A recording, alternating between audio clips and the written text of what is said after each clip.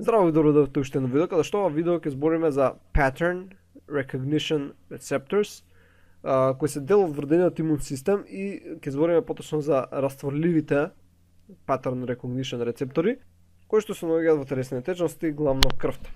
Така и рековме, спомнавме уште минатото видео, ги разгледавме и во предминатото, дека имаме 4 главни, значи систем на комплемент,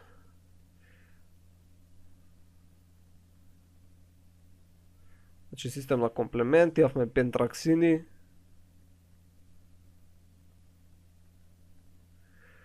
колектини и фиколини. Така.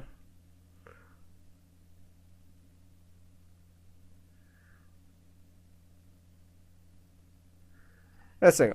Системот на комплементот го разгледавме малце подетално во едно претходно видео, кога зборевме општо за воведна имунологија, но и сега ќе разгледаме ептен општо, значи само со една слика ќе разгледаме и ќе збориме некои работи за него, бидејќи ќе го разгледаме многу детално понатаму, каде што ќе имаме цело поглавје, така ќе имаме 5-6 видеа каде што ќе збориме само за системот на комплемент. Значи ние ќе разгледаме доста детално и затоа сега да не го разработуваме многу. Добро, значи сите овие се со протеинска природа, значи се ова се протеини кои препознаваат различни молекулски образци, односно шари, така patterns, кои што се наоѓаат на различни патогени организми кои би можеле да се наоѓаат во организмот. Значи протеини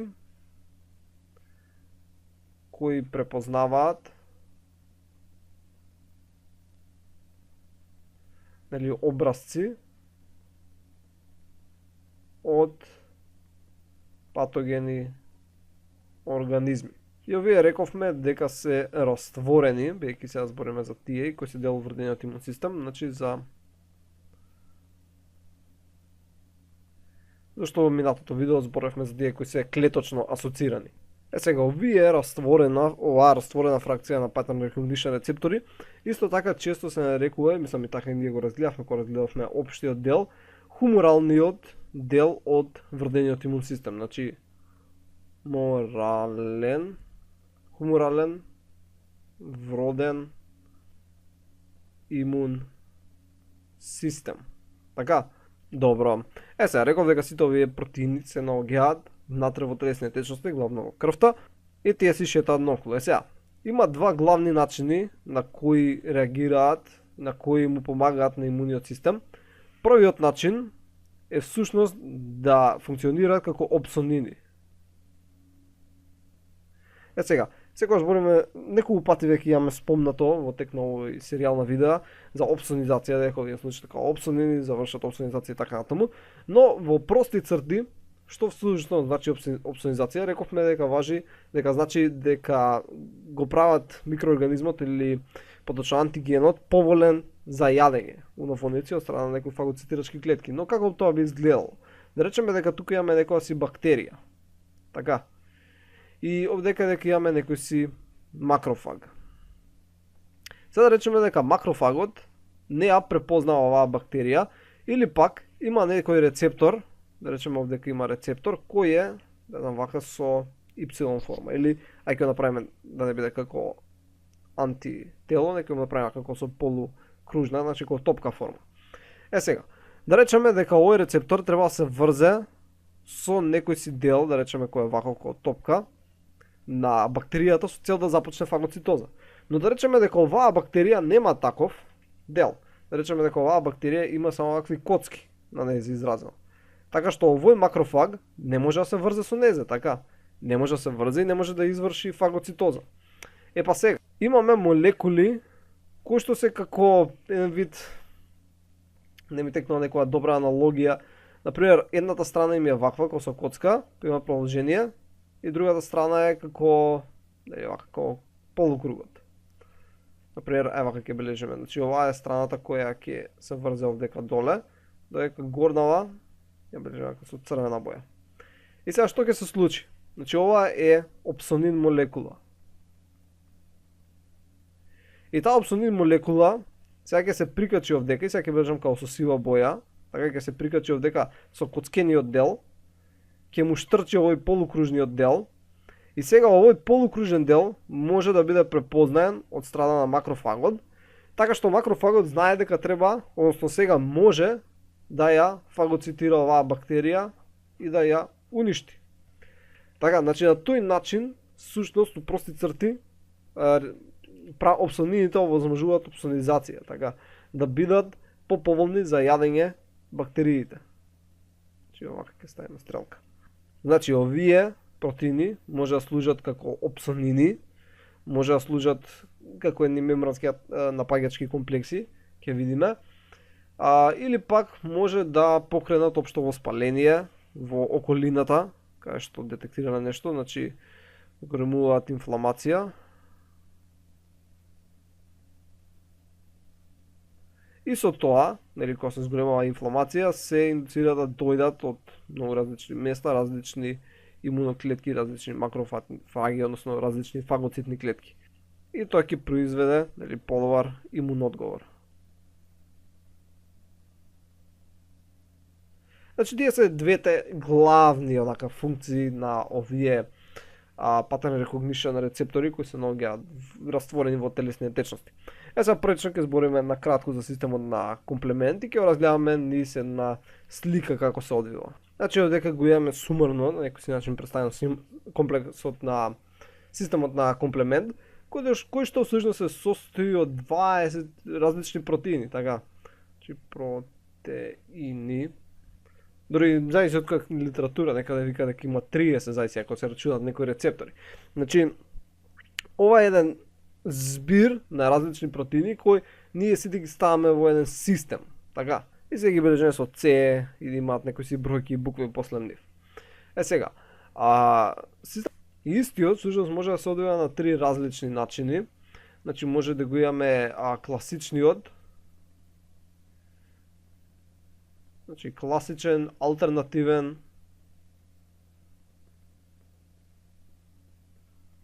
алтернативниот е откриен подоцна, всушност еволутивно е постар, и на крај лектинскиот.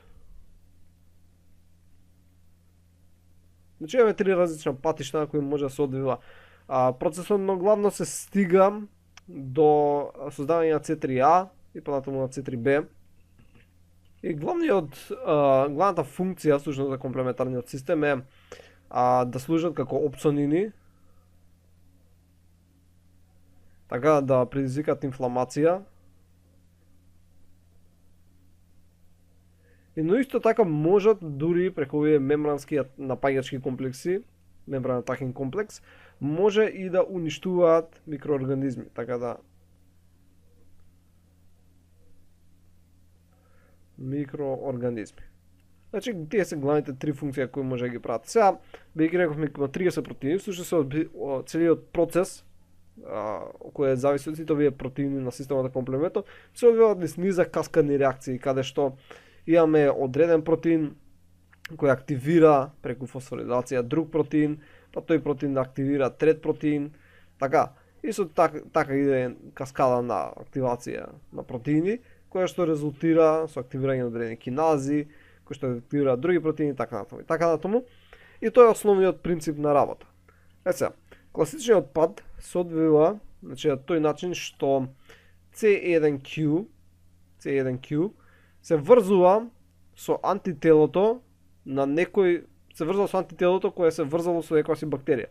Значи имаш антитело кое се врзува со бактерија, ние се врзуваме со тоа антитело. И сега, оваа молекула C1Q која ќе се врзе со антителото предизвикува две серии на асоцирани протеази C1S и C1R да дојдат и да еден вид започнат протеолитички реакции кои што ќе доведат до една каскадна реакција, значи вака како што зборевме дека десно каскадна реакција на протеини.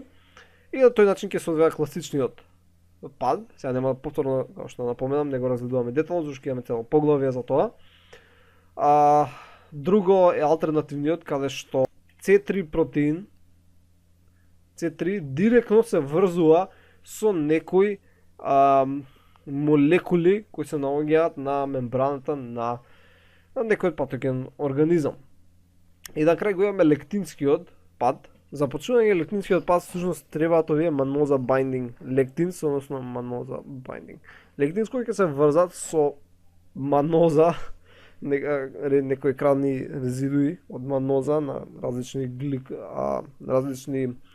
гликолипиди, најчесто, кои се наоѓаат на бактериската клетка и понатаму тоа маноза binding lectin всушност предизвикува поврзување на некои си други C1 молекули кои се исто као класичниот пат, но понатаму започнува цела каскада на реакции која исто води до создавање на C3A, која води до воспаление, C3B, опсонизација, C5A, добро, имаме тука повторно воспаление, и исто некогаш, зависно кој патишта, некои можат, некои не мораат, некогаш се формира овој мембрана напаѓачки комплекс, каде што буквално прави порација внатре во мембраната бактеријата. Значи ова е буквално протеинска пора која пробива како со торпедо.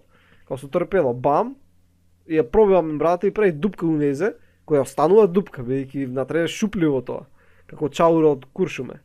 И сега течноста од клетката ќе искочи надвор од незе, бидејќи не е веќе изолирана, ќе се регулира само преку осмотскиот потенцијал од двете страни. И течноста ќе почне да излегува надвор, така и бактеријата ќе умре. И ова е значи главната слика за системот на комплемент. Сега неколку збора да кажеме за пентраксините. Значи пентраксини.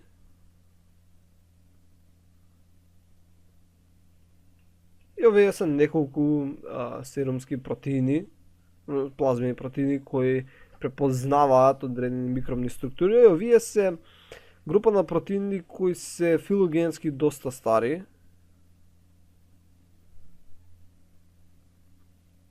Значи филогенетски стара група на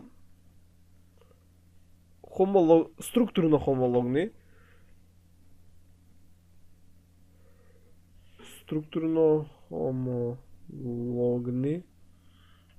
пентамерни протеини.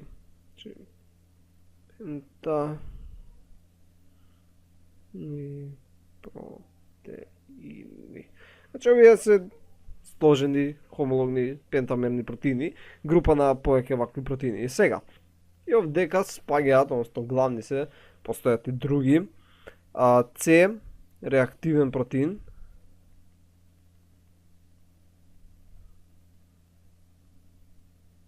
односно го бележиме С реактив протеин. Тука спаѓа серумски амилоид П, односно САП. Исто така пентраксин 3, значи PTX3. Сега, интересно е дека концентрацијата на С-реактивен протеин кај здрави индивидуи во крвта е прилично ниска, но при некаква си инфекција таа може да се зголеми и за 1000 пати.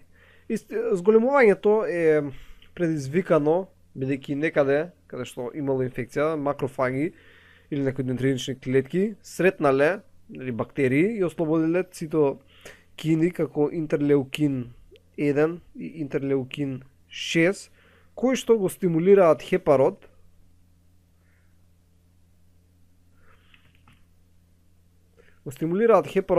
да ја зголеми концентрацијата на овие на овој С-реактивен протеин. Но освен на С-реактивен протеин, хепарод да разголемува концентрација на некои си други протеини, како одгоро на овие интерлеукин 1, интерлеукин 6, цитокини. И сите овие протеини кои се синтезираат при присуство на вакви интерлеукин 5 и интерлеукин 6 кои стигаат до хепарод, се нарекуваат протеини всушност на акутен одговор. Односно, може исто така се нарекуваат реактанти на акутна фаза.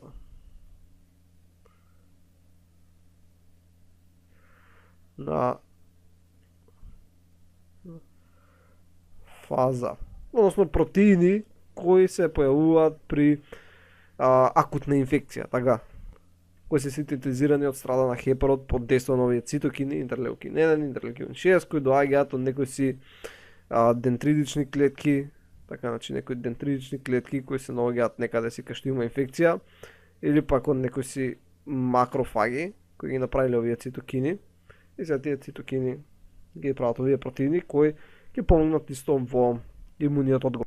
Наредни за кои ќе збориме се колектини, значи која е всушност мешаница од зборот колаген и лектин, така. Сега, всушност колектините се изградени од, вака всушност ќе го нацртам, полесно ќе биде да се свати, како имаат колагенска опашка и колагенски врат, така да речеме дека ова е колаген, додека имаат лектинска глава. Така, значи ова е од лектин. Сега вакви само ќе наредиш повеќе, така ќе наредиш вакви повеќе, за некако како метла. И тука добиваш многу вакви лектински глави на краевите. Сега, имаме повеќе вакви колектини, еден од овие колектини е маноза binding lectin, кој го видовме претходно кај системот на комплемент. Така кој видовме овој маноза binding lectin, кој што беше потребен за да се поврзат некои други вакво протеини, C1Q, исто така се поврзуваше маноза binding lectin, кој што започна каскада реакции, кој што се одвива системот на комплемент преку лектинскиот пат. Освен маноза binding lectin, постојат и сурфактанти, кои што се, значи, вака. Фото лошо го направив. Сурфактанти, кои што се, вака помнете, ова ќе ги запишам, SPA и SPD. И овие два ги спомнавме кога зборавме за анатомски бариери. И спомнавме дека овие се наоѓаат внатре во респираторниот тракт. Значи речеме дека имаме респираторен тракт, имаме цили, така значи имаме цили, и дека имаме мукоза, значи имаме вака мукоза, која се наоѓа по зидовите, и овие сурфактанти се наоѓаат внатре во таа мукоза, така значи се наоѓаат внатре во таа мукоза и служат како еден дел од вродениот имун систем, и овие имаат липофилна природа. Така значи се липофилни. Односно сакаат каде што има липиди, така затоа и се наоѓаат во мукозата на респираторниот тракт. И нормално ако имаме луѓе кои се дефицитни за кои било овие протеини, се јавуваат по склони се кон инфекции. Значи овие протеини се тетрамерни или пак хексамерни. Односно тоа значи од колку субединици се изградени. И последни кои ни останаа се фиколините. Ќе забележиме тука десно, бидејќи многу малце ќе спомнеме за нив. Значи и они имаат релативно слична структура како колектините, значи имаат колагенска опашка и врат, така може вака ги забележиме. Значи ова е колаген, ова со виолетово што го бележам. Додека на крајот немаат лектинска глава, така како што беше случајот кај колектините, бидејќи овде имавме лектинска глава, односно C-тип лектин. Тоа го имавме кај колектините. Сега кај фиколините, всушност главата фибриногенски тип на јаглек-хидратен рецептор. Значи фибриноген тип на јагле хидрат рецептор. Сега и лектинот е рецептор за јагле хидрат, така да тоа не мора да го потенцирам, но различен е. Значи кај колектините имаме C-тип на јагле хидратен рецептор, односно C-тип лектин, додека кај фиколините имаме фибриноген тип лектин, може да се каже. Значи тоа е главната разлика и врзуваат некои си различни шекери кои се наоѓаат на различни микроби, така што има некоја си диференцијација. Исто и фиколините учествуваат во активација на некои си протеини од системот на комплемент. И така, значи служат како опсонини и слично. И еве сега тука ќе ставаме на слика како изгледа ова сега што го зборевме. Значи една вака слика. Значи имаме C1Q кој беше дел од системот на комплемент. Имаме маноза binding lectin, кој беше дел од колектините, и фиколин, кој што се врзува со ацетилглукозамин. Например, маноза binding lectin се врзува со маноза, само име не кажува. А додека C1Q рековме дека се врзува со антитело кое се врзало за одреден антиген на некоја си бактерија. Нели C1Q беше дел од класичниот пат на системот на комплемент. Така кај што се врзува за антитело кое се врзало за одреден антиген. Така, значи, тоа е C1Q. Имате овде некој текст, ако сакате поддетално нешто. И тоа е главното. Значи, тоа беше се за ова видео. Се надевам дека научивте нешто ново. Значи, ги разгледавме растворливата компонента на pattern recognition receptors на вродениот имун систем, и како што реков, системот на комплемент ќе разгледаме многу детално понатаму. Тоа беше се за ова видео, се надевам дека научивте нешто ново и ќе се видиме во наредното видео. Довидување.